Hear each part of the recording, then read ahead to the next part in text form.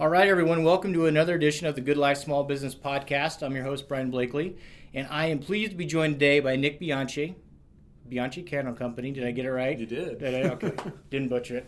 I have known about Nic and his story for about 2 years. When I interviewed Janelle at Grow, Nebraska, she gave me a magazine and she said, Nic has a great story. And so this is a long time in the making. I'm really excited to get to know you and hear your story. But first, let's get to know you a little bit better. What books are you reading or listening to right now? The book that we just started I'm getting into is The Snowball. It's Warren Buffett's biography. Just learning about, it's one of the only ones that someone's been allowed to write about. It's just talking about how he's kind of started with nothing and grew in Omaha and was kind of the hidden gem of the Midwest. How old is that book? Oh, God, I have probably 10 years, maybe. Really? Yeah, it's okay. a pretty old book. I haven't heard of it, so that's what I was wondering. Yeah. How about podcasts? All the podcasts have been morbid.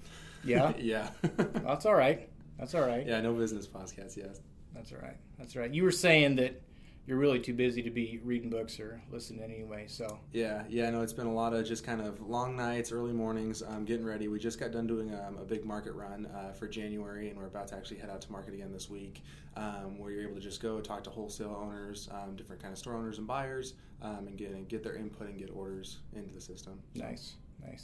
All right, Nic, so start from the very beginning because you've got a great story, but go back, take me through the very beginning and just lead me up to today as far as your company and how it came to be. I won't give you the full long story because it's a really long story. It's We got time. 8-year story. But when I started, it just started off for my 12th birthday. I got a candle making kit from my parents, which was a very odd and shocking gift as a 12-year-old. Yeah. Because it was that, and then it was one of the James Bond movies, so very... Very interesting. Right. But that night we went downstairs, we poured the 3 candles that came inside the kit, and after that night, I fell in love with the math and science that went into making those candles. Okay. The different science of what kind of fragrance and essential oils you use, what kind of wax you can use, the difference between the wick radius versus the container, having it too hot or too cold. And I just loved all those aspects of it. So we kept making some candles, selling to teachers, family, just kind of little stuff here and there. And then we were able to go to our very first craft show, and we ended up selling 168 units at that craft show, which was huge for a 12-year-old Wow. that didn't know anything about business. Right. From there, it was a little bit of a boost of finances that we were able to turn it back around, buy some more inventory, and update the line so it was actually a sellable product and not just looks like you made it out of your kitchen. Sure. And from there, at 13, you kind of hit the streets, started knocking on doors, selling into stores, got into our very first boutique down in Bellevue, and then that just kind of kept sparking little stuff here and there from kind of nurturing that entrepreneurial side of the whole business.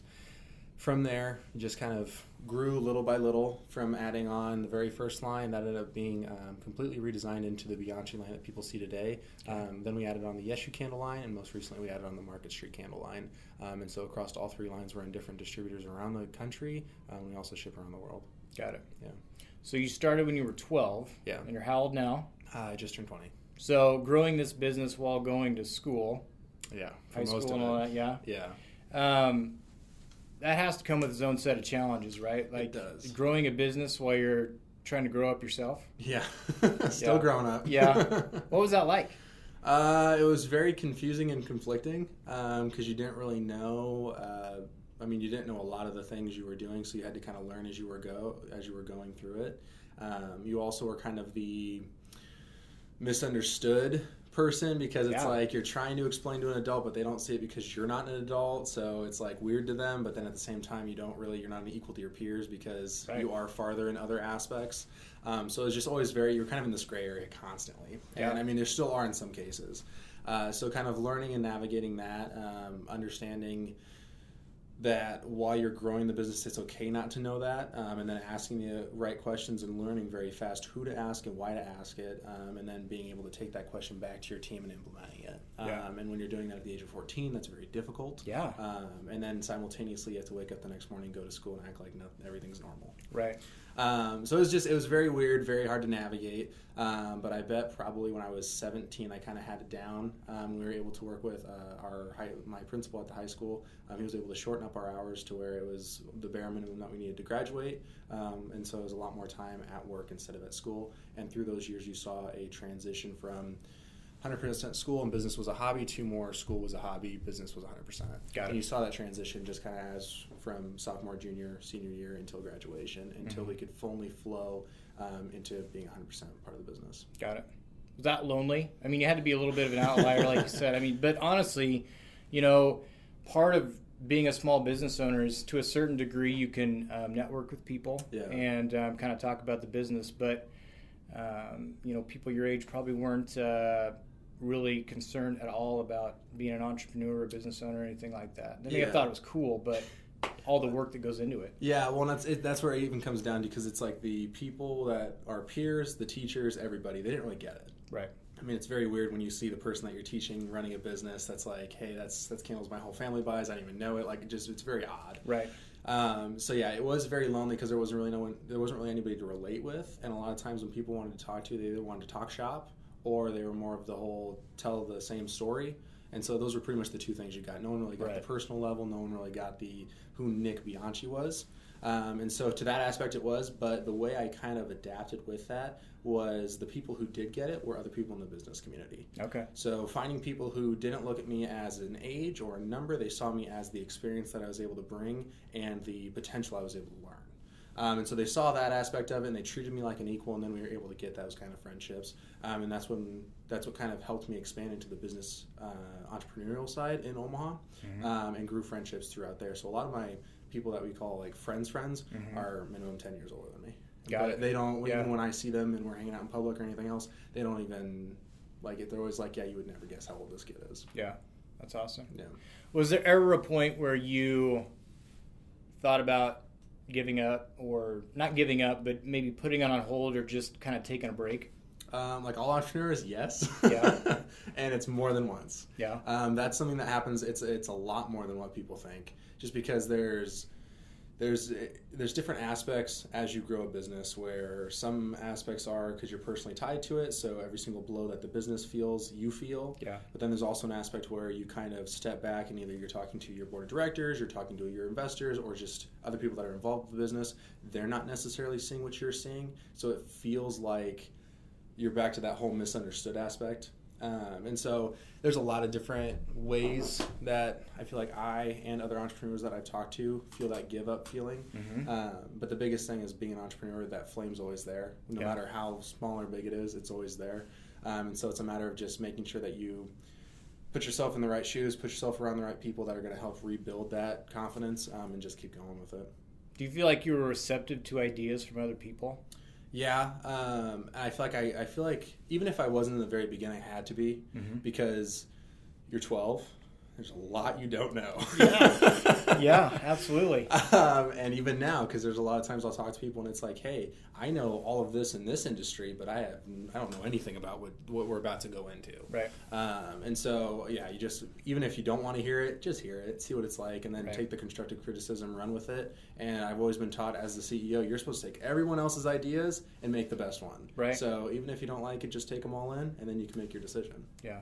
Very cool. Talk about how the business has grown and the challenges that go along with that. I mean, you're making candles from a kit to the very beginning. Now you were telling me before we hit record, you've got a warehouse, you've got this set up here.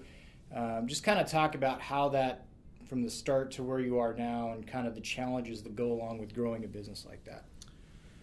There's a lot of challenges. Yeah. Because since we have everything in-house, a lot of challenges as we have grown from the very beginning. I mean, you're juggling bringing on your first couple employees, you're juggling building out distribution, sales channels, also designing and redeveloping the product on a consistent basis, so you're always bringing the next new thing. You have to do consistent market research. You also have to make sure that you are giving the best quality products, so you have to make sure you're checking in on the suppliers, so stuff that you don't have control over, making sure that they actually are doing what their job is. And you're also just running payroll, making sure you have cash flow, doing, if you need funding, getting that, being out there and just doing stuff like this, advertisement, all that kind of stuff. You're juggling that as one person in the very beginning, and you can't let anything slip. And even when you have a small team, you are still juggling it all because everyone's now wearing multiple hats. Yeah. But there's just not enough anything to really have it be the way it should be set up, especially as a small business. And I've even talked to some people who are probably 10, 20 times the size of us, and they're like, we still run into that issue. Yeah. I think there's challenges along the way, no matter whether it's new or you're in the middle or you're maybe getting towards the end and deciding what you're going to do with that. But there's challenges along the way. But did you ever see in it growing this big? Like, was that the goal, or was this just kind of something that happened? My goal is always to grow big. I don't necessarily know what the big meant. Yeah. So when I'm looking at big, it's like, oh, manufacture, but like, who are we selling to? Or it's, let's sell to these people, but how are we going to manufacture it? Right. So it's always the grow big, and then as we've grown, we've just kind of learned along the way. And even to this day, we get people who we're talking to where it's like, oh, here's what we're going to do. And it's like, well, we've never done that before, but it's never a no. It's okay, how are we going to do it? Right. And then you can go back to your team and everyone's all like ready to go. Let's make it happen. And so we're still learning that stuff every single day. Yeah. Don't take this the wrong way. Are there challenges having employees when you're 17, 18, 19 years old who are taking, like, do you ever get any pushback? Yeah. Yeah? Because it's kind of a two-way street with that. There is an aspect of some people that I hire are the same age as my parents, and there's also an aspect of I'm still a learning leader.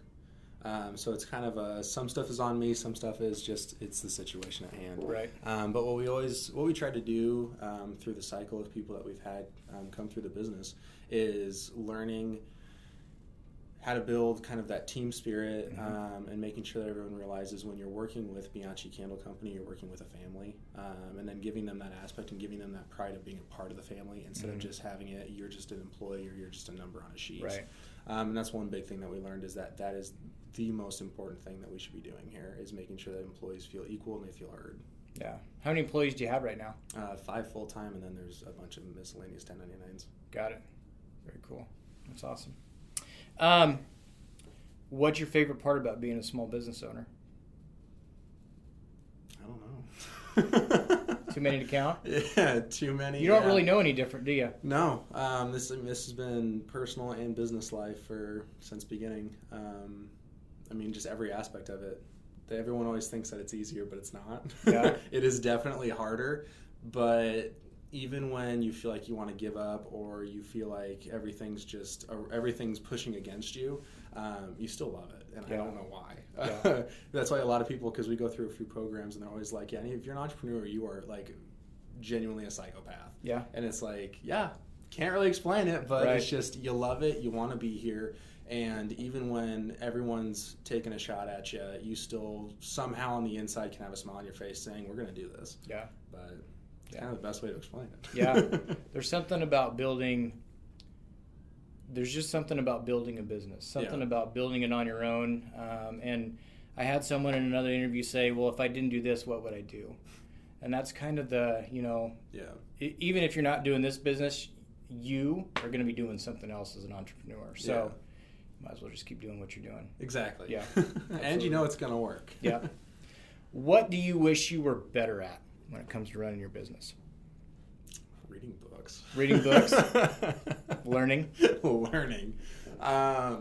No, my coping for that's just talking to people well experienced in their industry. Yeah. But I would say, learning at a faster pace, because there is only so much that you can really absorb and also be able to run the company at the same time, because there's still so much to learn and so much that you don't know, and you're starting to get more into, even as a product-based company, we're getting into the kind of more techie industries and working with a lot of people like that, which that's even changing and revolving even faster. So just being able to absorb even more would be huge. But I know I don't really have a whole lot of control over that. Right. But there's there's so much stuff that I don't even know right now, that I don't even know I want to learn, that's still out there, because as a 20-year-old, it's always walking into a room being ready to learn about the next thing. Yeah. When was it? So I guess give me your day-to-day. Are you still helping make the candles? I do not. No. When did you step away from that? last summer, probably. So it was just last summer. Yeah, so it's probably been just about a year. Was that hard? When we didn't have processes, yes. Then we built processes, and it was a lot easier because then they knew how to make it the exact same way I could. Yeah. And now it's so nice because I could say, hey, we need to do these 5 updates or make this better, and it's just off my plate. And it's not even something I have to worry about, and I can actually go home and go to sleep before 1 a.m. Right. So that's really nice. Yeah. And then we've just been delegating little stuff at a time just to different people. Yeah. I think that it's amazing, and especially, or not, I shouldn't say especially, but even if you don't start out when you're 12 or 13 years old, but just starting a business, you don't even think about processes and procedures and what you're going to do if your business takes off. You're just worried about making money and paying rent and keeping the doors open. Yeah. But you realize how important it is when you get in the middle of your business and you realize that you need to hire people and bring on processes, but you don't have time for it because business is booming and you wish you would have done it sooner.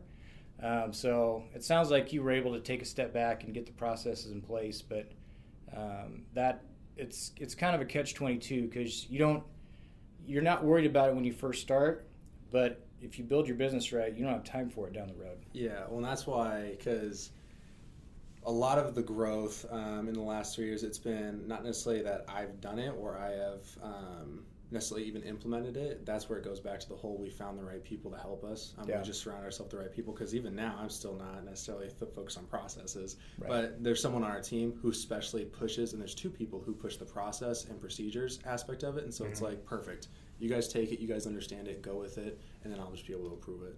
And so it kind of goes back to the whole surround yourself with the right people. Yeah. So you can go out and bring business in. Mm-hmm. Yeah, because I mean, especially as a small business, you have to do all the admin stuff, but you also, which I hate that this is true, but you are the only person that can sell your business the best. Yeah. So whether you're a product, service, or anything, if you can get the owner in front of the person, they're going to feel like it's the best thing ever, and they're going to want to buy. Yeah. And so you have to be on the road, selling in person, taking the phone calls, doing all this stuff, while you still have to go home at 9 o'clock at night and do all the admin stuff and juggle everything else. Yeah. And so that's where that aspect comes in. So being able to delegate the rest out is very important as a small business. Was that hard for you to delegate? Yes. Yeah? Very hard, because I didn't even know how to. Yeah. I was like, I just get it done in 2 seconds, like keep moving and everything else, and then stepping back and being like, okay, no, long term you have to delegate these things out so it's not even on your plate. Right. It's probably one of the hardest things. I think a lot of people struggle with that. Yeah. I do. Yeah. Certain things I really do, and I'm trying to get better about it, but when you realize, I heard someone say one time that no one will love it as much as you do. No one will love your small business as much as you do. Yeah. And that's a hard fact to hear, but I think one of the things too is empowering people and letting them show their talents and how they can make your business better, and letting them do that. While it's difficult, it's rewarding too. Yeah. Yeah. So, talk about the pandemic. I don't know, were you probably still in high school then when that hit? Yeah, my junior year. Okay. So talk about how that whole aspect, did that change your business? Did it change how you operated? Did it, I guess, what was that like for you and your business during that time? Well, everything changed. The minute it hit, I want to say it was 90% of our different revenue channels closed up for good. So not even just like shut down for COVID, like closed, done, walk away. Really? Yep. Not even a chance. The small boutiques and things like that? Boutiques, stores, fundraisers, different kind. I mean, the online platform that we were using went out of, like, everything just really gone. And so it's like, okay, that's a shocker. So you pretty much look at your accounts and it's like, how long do we have? Right. Like, how can we keep moving? And that was, God, I would have been 17 or 18 when that happened. And so when you're that young too, no banks want to give you a loan. No one wants to give you a credit card. None of this stuff. So you're like, this is kind of a very touchy situation. And simultaneously, we were redesigning the Bianchi line. So it was going from an old kind of outdated look to a new luxury sleek look. So we were doing a lot of bets, a lot of gambles, and still trying to keep everything running. And that pretty much resulted in us sitting down saying, okay, let's get some one-sheeter sales sheets. We know how much product we have. We know how much money we can make if we sell the product. I'm driving between Omaha, Lincoln, and KC, and I'm knocking on every single door I can, and let's see what happens. Wow. And I was able to keep us open for a little while, and then we were able to then we got a credit card to kind of help with the cash flow situation, and so we were able to kind of eke by little by little, and then just started growing between customs, different online platforms, into all the avenues that we have today. And with that shift, it really helped us get to where we are today, because we wouldn't have even thought outside the box for avenues for sales. Yeah. So were you doing much online before COVID hit? No, it was just kind of, there's a piece of it, because there wasn't really a whole lot of stuff to do ad spend at the time. And then once COVID hit, we had to shift, and then now we're on Shopify. We were originally on like some old, I don't even know what it's called. But now we have Shopify, so we were able to do those upsells, ad spends, everything. Got it. And that's changed the business. Yep, that, and then also with all of our different wholesale and custom connections that we built out. Do you do more online? No. Majority of our stuff is straight up wholesale. It is? Yeah. Got it. I think that's a good lesson. Like what you said, the pandemic changed your business, both good and bad, but you made changes to the business that have carried you forward. And I think that it's a great lesson how small businesses really can pivot, and they can be flexible, and they can, when things happen, they can do things that, a larger business, while they may not have the funds or the money or things like that, you can pivot and you can make a change and keep your business going. Yeah, well, I think COVID also helped. I think it has, and I think it's going to continue to help small businesses over the course of even the next 10 years, because I think it's also taught a lot of banks, lenders, all these people that just because something looks one way on paper doesn't mean it's actually that way in implementation. Right. Yeah. And I think a lot of everybody's starting to see, if you give 20 grand to a small business, they're going to turn it into 100 grand. Yeah. Versus beforehand, if they saw, well, you're cash flow negative, you're never going to win. No, that's not true. During COVID, everyone was cash flow negative, and that's succeeded has succeeded because of minimal funding. Right. And so I think that's also just going to help small businesses for quite a while. Yeah, I agree. Is this whole thing what you thought it would be? No. It's kind of goes back to the whole I didn't know it was going to be. You have a dream of what the finish line looks like, which everyone's going to say, oh yeah, it's the $100 million mark when you sell. But I still don't know what the finish line is. It could be selling, it could be having it run because it's a very successful company. And even now, the finish line's still up in the air, and we're just kind of seeing what happens. And that's okay. Yeah. I think there comes a certain point where, even with my business, I don't know if I'm exactly sure what the finish line looks like. Yeah. I'm just trying to grow and get better every day as far as what I'm doing. So, some people start a business to sell it. Some people start a business just to keep it going. Oh, yeah. And I think if you don't know and you're right there in the middle, that's okay too. Yeah. Well, it's like, because I know, which avenue, how to recognize it when it comes. But it's one of those things where it's like, if I make the definite decision and the better decision is something else, then you're going to have to worry about the whole changing your mind and putting your ego aside and all that other stuff. So it's like, just leave it open right now. There's going to be two avenues. You either keep it or you sell it. Yeah. And so when it comes, it comes. Yeah, absolutely. What's one thing, if you could go back to day one, what's one thing you would do different? Or is there anything you would do different? Would you just let it go as it has? Do different. Any advice you could give yourself, or that you would give yourself, or... I would give myself all the knowledge I have now, then. I would definitely do that. Yeah, I'm not really sure I would do it differently. I definitely would have taken a different approach on learning and thinking outside the box. Because we always were taught, from my parents, from everyone that we've talked to, everyone in the business community, always think outside the box, but I didn't necessarily know what it meant. Where now we could look at different industries, look at how their sales are, their sell-through, different avenues, different sales channels, everything, and we can take it and implement it into our industry, which I did not realize was very difficult for a lot of entrepreneurs that I've learned over the last 2 years is. And that's one key thing that we've been able to learn, whether it's the alcohol industry, other product industry, the food industry, all that kind of stuff, where you would normally from the outside look at it and say, there is no implementation here. They do it their way, we do it our way. Right. Leave the line there. Where we have now learned we can cherry pick kind of each piece of those and build it out to our own and see what works and what's successful. And I definitely would have gone back and said, hey, look at it that way and just shift your mindset a little bit, and you might be able to get some of those really important accounts at an earlier stage. Sure, absolutely. Yeah. How much are your parents still involved with the business? My dad's retired, Okay. So he actually is part of the manufacturing crew now. Okay. So he pours candles, and then My mom still works for herself. She's a motivational speaker and author. Okay. And so she travels a ton, but she does help with business strategy.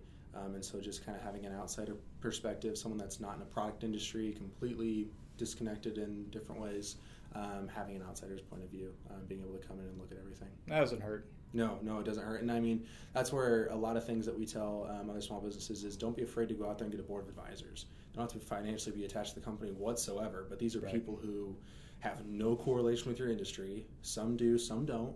And some people who maybe even had a business just like yours at a younger age. Just so you can sit there and say, hey guys, here's what the situation is.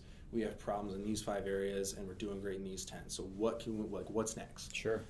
Just because whether you're 12, 50, 80, if you're starting a business, there's still going to be stuff you don't know because that's part of being an entrepreneur. Yeah, absolutely. Very cool. So someone comes to you and they say, I want to start a small business. What piece of advice would you give them? Give them a lot of advice. Yeah. What's one thing you would tell them? When you feel like you want to give up, don't. Really, I wouldn't. The only time I would say think about it is if you are able to look at everything and you can acknowledge, I don't have a customer base, I have no way to make money, and this is just going to be a glorified hobby that I'm going to be shelling money into. Yeah. Because there are businesses that I have seen that have not made money for 8 years at a time, and they're now being very successful because they went on the right streak. Right. And then there's some people who were cash flow positive from day one. And so it's like when it comes down to the money side, don't let that give you up. When it comes down to the mistakes that you might be making, don't let those give you up. Make sure you just learn from them and keep it going, and keep going as far as you can, because soon either something will stick or you will finally have enough knowledge to be able to make the right decisions. Yeah. And those are just different aspects that you need to learn as a business owner. Yeah, absolutely. Great advice. So how can we find out more about you and your company? You can either Google Nic Bianchi or look up bianchicandleco.com. And all of our interview links, everything is inside of our network tab. There's a bunch of tabs that kind of explain a little bit more on the story. Yeah. And then there's a lot of stories attached on the website as well. Very cool. Yeah. Nic, it's been a pleasure to get to know you, to hear more about your story. I think it's very cool that you stuck with it. There's enough challenges growing up, but running a business along with that is it's crazy. I have a hard enough time with it now, and I'm way older than you. So thanks for the time. I really do appreciate it. Wish you nothing but the best in the future, and I'm sure we'll be hearing big things from you. Yeah, thank you very much for having me. Thanks.